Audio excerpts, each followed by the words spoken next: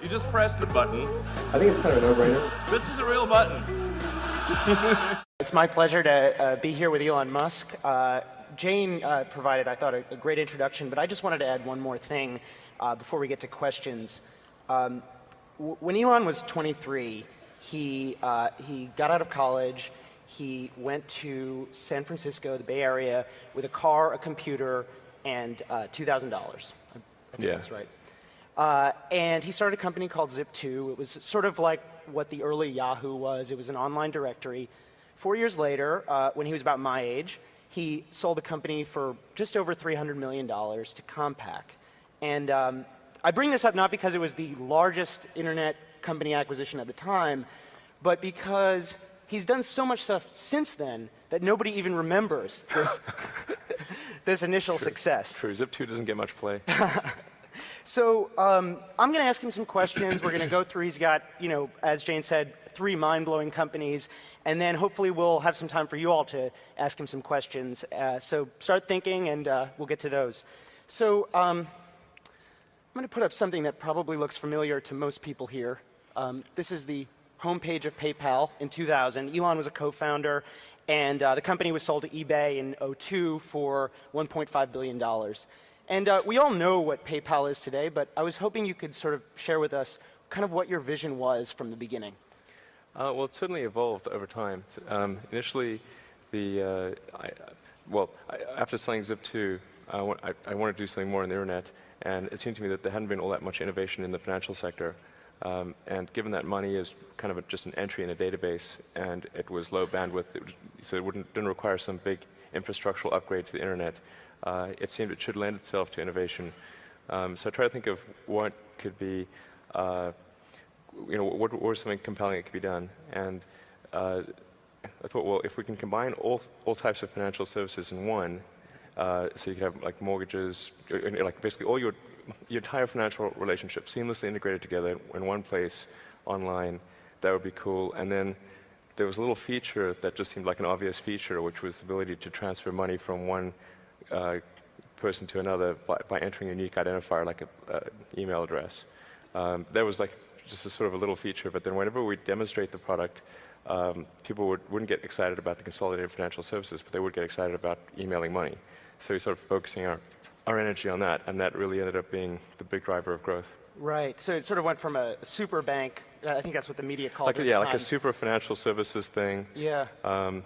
To really narrowly focusing on email payments. But although I should point out that actually a lot of people aren't aware that a lot of the success of PayPal is due to the underlying financial services that are there, such as the money market fund, which is one of the highest yielding, in fact, I think the highest yielding in the country, and the fact that there's a PayPal debit card, which operates off the MasterCard system, so you can buy things, buy things in the real world, and get cash from an ATM that directly taps into your PayPal account. Those are actually very important to the PayPal business model. Right. So you were CEO of the company for most of 2000, I think, and you went... And 99, yeah. And 99. So like 2 years, basically. PayPal merged, sorry, Elon's company merged with another company. Cool, yeah. It became PayPal. Right. He was running the company.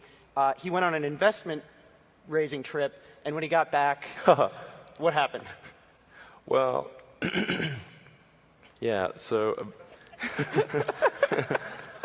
I think it's not a good idea to leave the office when there are like a lot of major things underway which are causing people a great deal of stress. Yeah. But it was a combination of needing to raise money, and I'd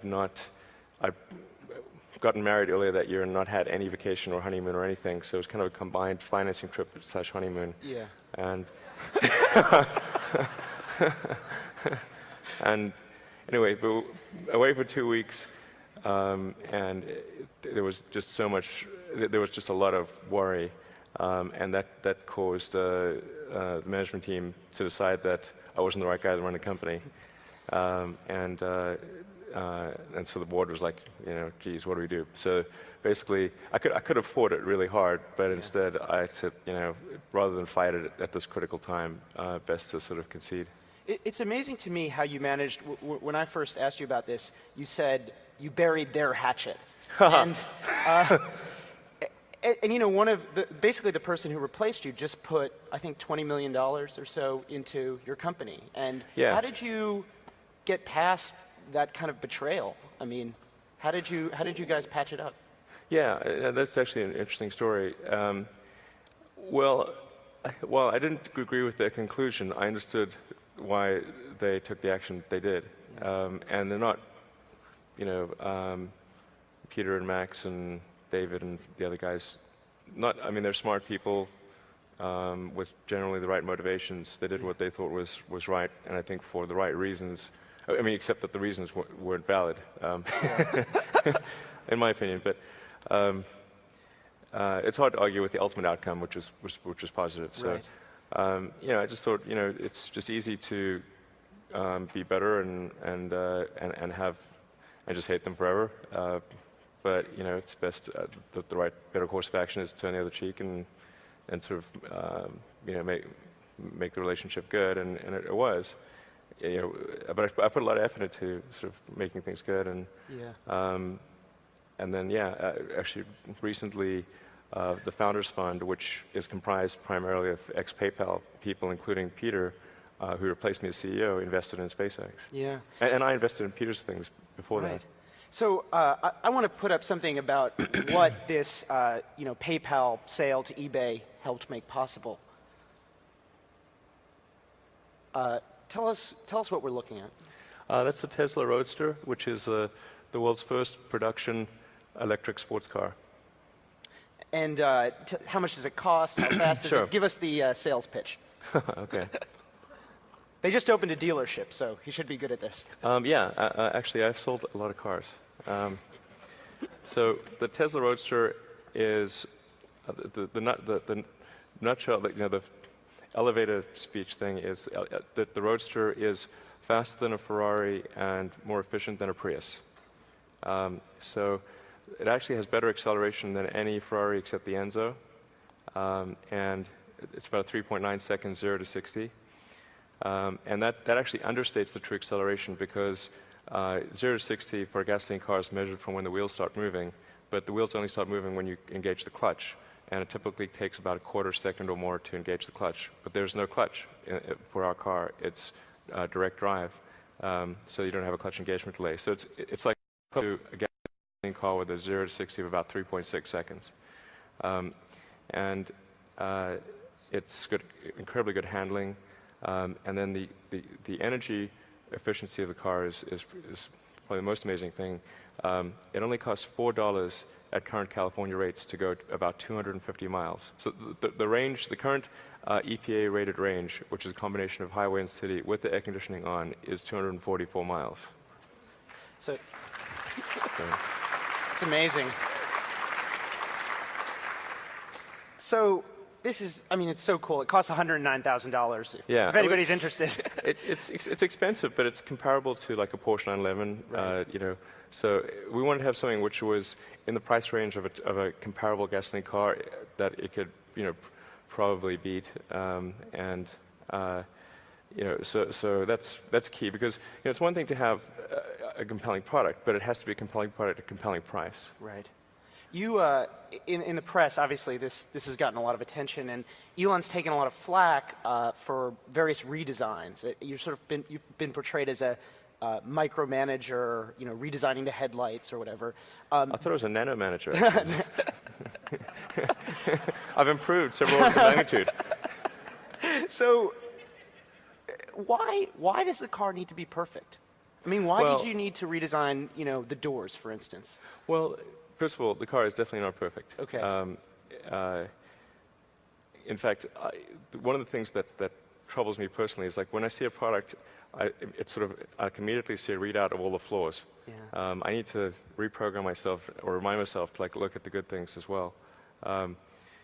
So it's certainly far from perfect, but the acceptance, I mean, fundamentally, if you don't have a compelling product at a compelling price, you don't have a great company.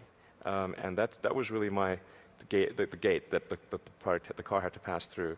And so there were things like the door sills, because we used a chassis that was inherited from Lotus Elise, In retrospect, we should have completely redesigned the car and not used any Elise componentry, because we really, it's sort of like you go into a house and you think you'll just change this or that and it'll be all okay, and then you end up changing everything in the house. It would have been better to just level the house and start and do something new, because our car is 30% heavier.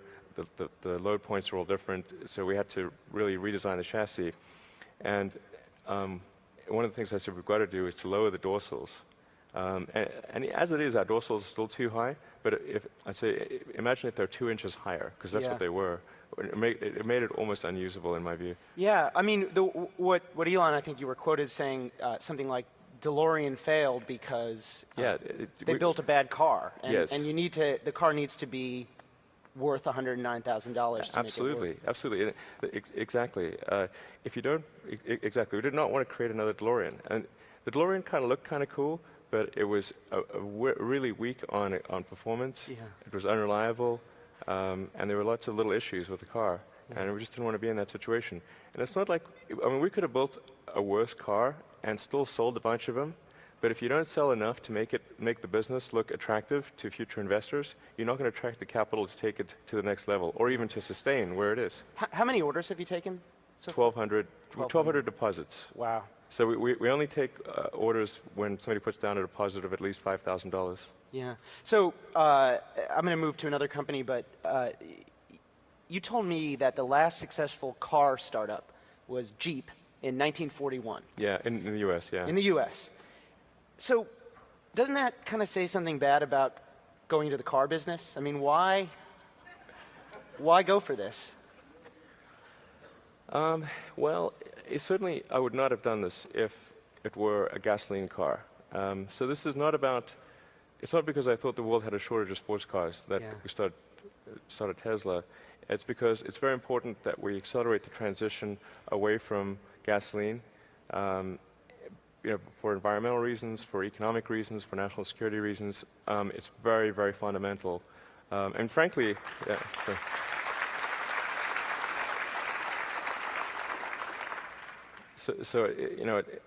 even if you don't believe in the environmental reasons, even if you don't believe in the national security reasons, it's obviously gasoline, oil is not a renewable resource. And sooner or later, the economic issues are going to cause a collapse of the economy, literally a collapse of the economy, if we don't find an alternative, because you'll be paying $20, $30, $40 for gasoline, and the stuff's going to get, it's going to start approaching the price of gold. I mean, it's going to be crazy. So we got to find a renewable alternative, and the good that Tesla is doing is not just Tesla's what Tesla is itself. It's the example that Tesla sets for the rest of the industry. In fact, people have probably seen the announcement for the Chevy Volt. Well, Bob Lutz is the champion of the Chevy Volt, and he credits Tesla with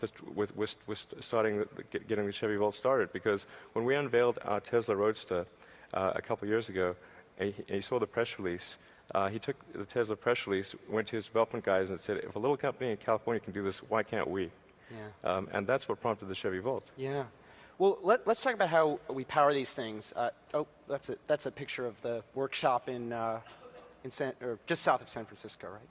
And then this is another company that Elon, this is probably the one that you're maybe least involved with on a day-to-day basis, but it's Solar City. And sort of the elevator pitch for this one is, as you've told it to me before, is you're going to do for solar power what Dell did for computers, which I think is such a nice way of putting it. And I was hoping you could just unpack that for us a little bit. Certainly. Well, Dell doesn't make the CPU or the hard drive or the memory, but they put it all together, and they manage the relationship with the end customer, and they manage the service and all that. And that's a very important element, because if you had to go to Intel and buy your CPU and somewhere else and buy your hard drive and put that all together, very few people would have computers. Yeah. So Solar City is about packaging that all, making it really easy to use, or just basically make one call, it's just seamless and painless. And then they also have a lot of innovation on the financing front. So they did a $300 million debt facility with Morgan Stanley that allows the end consumer to sign up for solar power, put no money down, and your utility bill decreases. So it's a complete no-brainer. Now, it doesn't work for every house, because your house has to be, south-facing, have a south-facing roof and be of sufficient size, and you have to be in an area where electricity is not super cheap. Yeah. But it works for a lot of houses, and maybe probably a third of the houses in California, something like that. And so they've just enjoyed phenomenal growth. I mean, they're literally growing as fast as they can hire good people. I mean, the numbers for the month of August came in, and SolarCity is as big as the next 5 solar power providers combined in California. So, and all credit to them. I mean, really, it's a phenomenal job. I mean, I was sort of weigh in every now and again, like, yeah, how about this, or how about that? But really, I deserve very little credit for SolarCity. No nano managing there. No, not at all. Yeah. Thank goodness. So Jane brought up Mars in her introduction. And, you got out of PayPal and Zip2, with a lot of money. And I'm sure people in this room have had this happen to them, and many people will have it happen sometime in the future, I hope. And instead of buying mutual funds or, I don't know, doing what everyone does with several $100 million, you decided to... Mortgage-backed securities, they're great. You decided to start a rocket company with the express purpose of, well, making it cheaper to get stuff in outer space and then eventually going to Mars, or helping humanity go to Mars. And I just wanted to know, why? Why do that? It isn't obvious? Well, when I was in college, there were sort of 3 areas that I thought of, what's really going to affect the future of humanity in a significant way. And the 3 things that seemed to be most significant to me were the internet, the transition to a sustainable energy economy, and the third was the extension of life beyond Earth, becoming multiplanetary. I didn't think I'd be involved at all in option 3, but the reason I think it's important is it goes to how we decide that anything is important. And the lens of history is a good way to distinguish what seems important in the moment from what is truly important over the long term.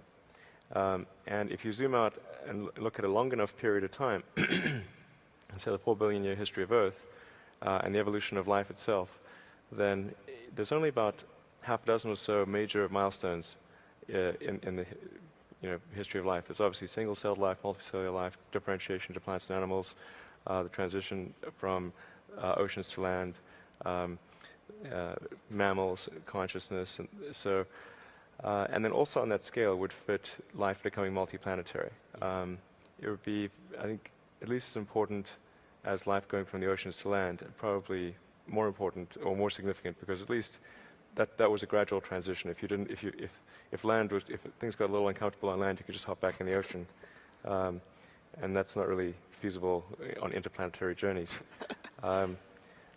So, here we are. It's sort of the first time in the 4 billion year history of Earth that life has been able to go beyond Earth, and that window may be open for a long time, and I'm optimistic that I hope it will, and I'm actually fairly optimistic about the future of Earth.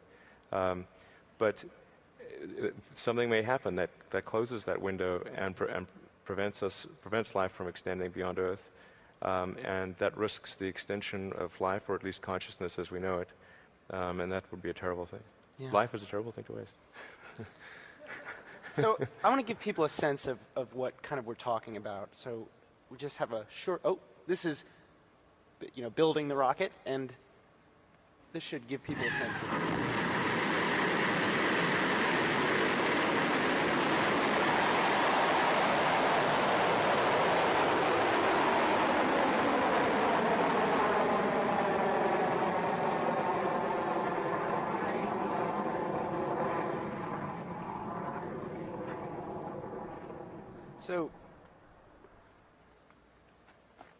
So that's your rocket, and that launched. Yeah. that launched. What, about three weeks ago or 4 weeks ago? Yeah. And we'll get to what happened, but I just want to ask you. I mean, watching that, and when you watched that for the first time, mm-hmm. Your first rocket went in 2005, I believe, or right.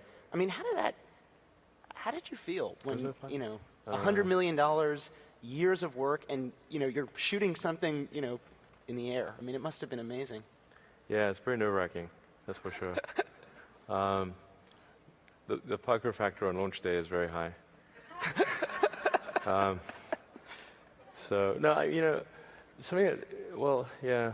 I mean, I'm actually, should be said, I'm actually kind of like a physics guy. I mean, I'm like an engineer, really, and I do kind of the business stuff because, you kind of have to do the business stuff, or if you don't do the business stuff, somebody else is going to do it for you, and then you could be in trouble.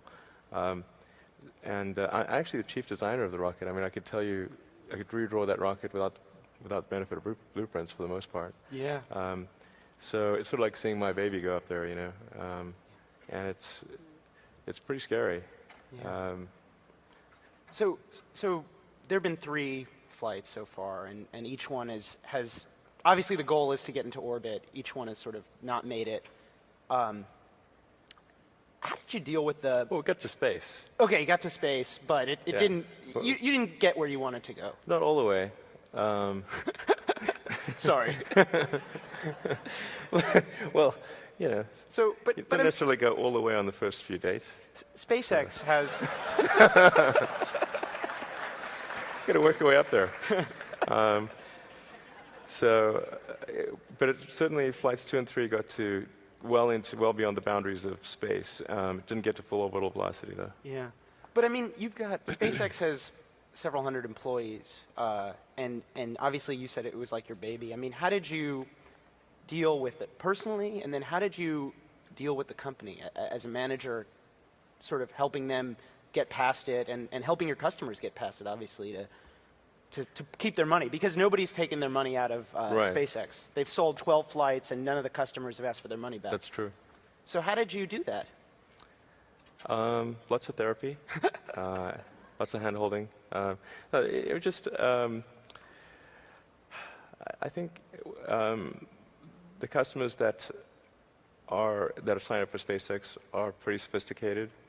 They understand that in the early attempts at flight, in the development phase, essentially, called the beta phase, if it was software, there will be crashes, and things won't initially go 100%. They obviously do expect that once we get out of the development phase, that there will be good reliability, and that really is a function of eliminating design-related issues. Yeah.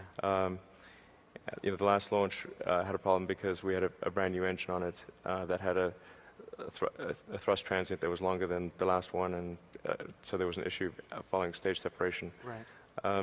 But generally, they're quite sophisticated customers, and they understand what's going on. And actually, the first 3 flights were paid for by, well, the first 2 were paid for by DARPA, the Defense Advanced Research Project Agency, and the third one was paid for by the Air Force Operation Response for Space Office.